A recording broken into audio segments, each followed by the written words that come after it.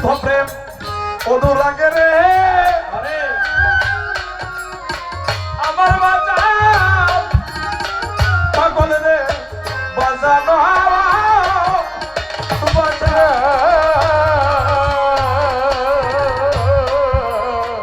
নির্গমে এই রেডি করো শূন্যের উপর পান্না ধরো পয়সা থাকো সেই ঘরের ভিতরে বাজারে পয়সা থাকো সেই ঘরের ভিতরে বাজারে পয়সা থাকো সেই ঘরের ভিতরে নির্গমে রেডি করো আমার বাজার এই শূন্যের উপর পান্না ধরো পয়সা থাকো সেই ঘরের ভিতরে বাজারে পয়সা থাকো সেই ঘরের ভিতরে বাজারে পয়সা থাকো সেই ঘরের ভিতরে সত্য তুমি তাহার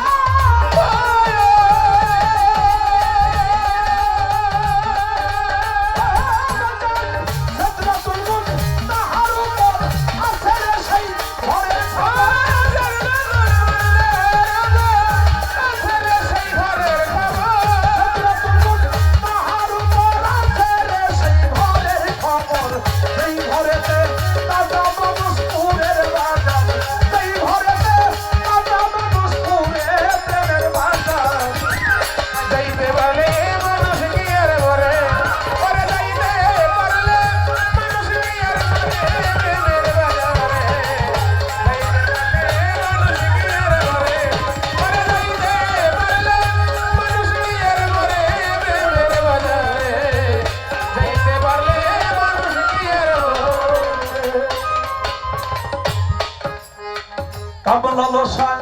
হইয়া মত্ত নিবারিতে কামু চিত্ত গো চিত্ত দিবি মায়ার কামসাগরে আমার বাজারে চিত্ত দিবি মায়ার কামসাগরে আমার ভক্তরে চিত্ত দিবি মায়ার কামসাগরে কামলালসা হইয়া মত্ত নিবারিতে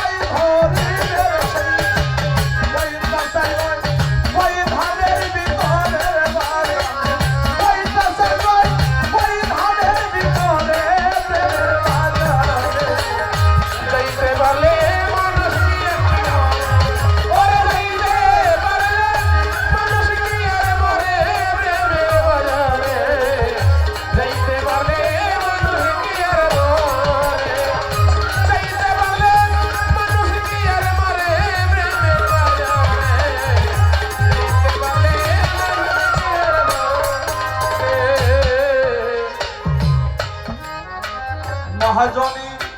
গানের ছন্দ বন্ধ রেখে যাই সামনে বাইরা তুই এক কথা আমি বলতে চাই একটা পাখি ইমাম হইয়া গুপ্ত সালাদ গাই পড়াইয়া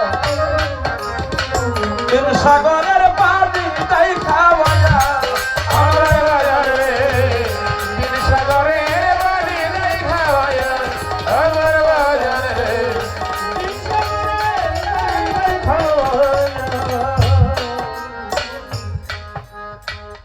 একটা পাখি সে পাখির নাম হল আত্তাহিয়াতু পাখি। পাখি যে ডালের মধ্যে যে গাছে বসে থাকে সে গাছটা হলো এই যে গানটা করলাম সিদরাতুল মুনতাহা, যা বাবা অর্থ করলে তারাই হলো বড়ই গাছ, বড়ই বৃক্ষ। সে ডালে বসে থাকে, পাখি যখন তার নিজ দেই হইল লহর, সেই লহরের মধ্যে ডুব দিয়ে গাছের ডালে বসে তার পাখর যখন ঝাড়া দেয়, ৭০,০০০ করে ফেরেশতা সেখানে সৃষ্টি হয়ে যায়। হ্যাঁ, সেখানে আজান দেয় মন বিল্লাল, যাকে বলা হয় তোমার মুর্শিদ হলো সেখানে ইমাম, তুমি নিজে হলো মুক্তাদি, সেখানে উলহিয়াত দরিয়া, আবুদিয়াত এবং রুবুবিয়াত যাকে বলা হয়, আহাদ আহাদিয়াত, তারপরে হইল হাম্মদ। তবে সেই উলহিয়াত দরিয়ার মাঝে নিজেকে ডুবিয়ে দাও। উলহিয়াত দরিয়ার মধ্যে যারা ডুবে, ওরা এই শরীয়তের বেড়াইয়া ভয় করে না। হ্যাঁ,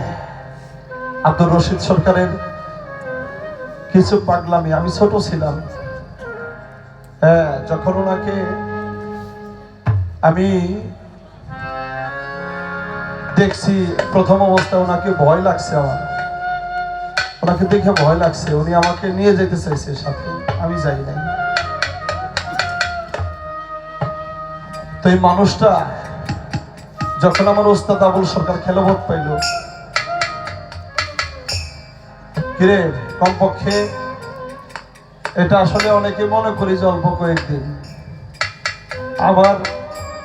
ধারণা থেকে কমপক্ষে ১৭ থেকে ১৮ বছর ওনার খেলাফতের বয়স। আব্দুর রশিদ সরকার আসতো সিঙ্গার থেকে, বৈরাবর থেকে হাসিব বাবু খাইতো। আমি তখন ওনার তো বিল্ডিং ছিল না, একটা টিনের ঘরের মধ্যে নিচে একটা, আর রশিদ সরকার তো এমনি কোন সময় ওনারা খাটে দেখি নাই আমি, ওই একটা পাটি বিছাইয়া গাছের তলায় শুয়ে থাকছে, ওনার চতুর্পাশে লোকজন যেমন ফুলের গ্রামে মধুতে পাগল হয়ে ভ্রমর যেমন চতুর্পাশ দিয়ে থাকে, ঠিক মানুষগুলো এইভাবেই ওনাকে পাগল করতো। উনি নাক দেখে ঘুমাইতেছে মনে হইতেছে, অথচ লোকজন ওনার চারপাশে ভরা, কি যেন মধু ওনার মধ্যে ছিল।